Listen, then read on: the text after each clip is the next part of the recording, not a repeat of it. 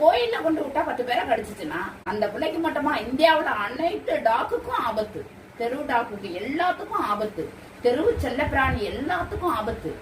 அந்த ஆளுக்கு எவ்வளவு அறிவு கூர்மையா பேசுறாரு, என்னகிட்ட வந்து பேசுறாருமா அவரு.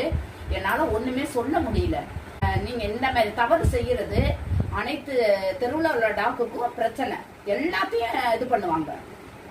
ஒரு டாக்கு ஒருத்தரை கடிச்சிருச்சுன்னா 50 தடவை நியூஸ்ல போடுறாங்க, 1000 தடவை நியூஸ்ல போடுறாங்க.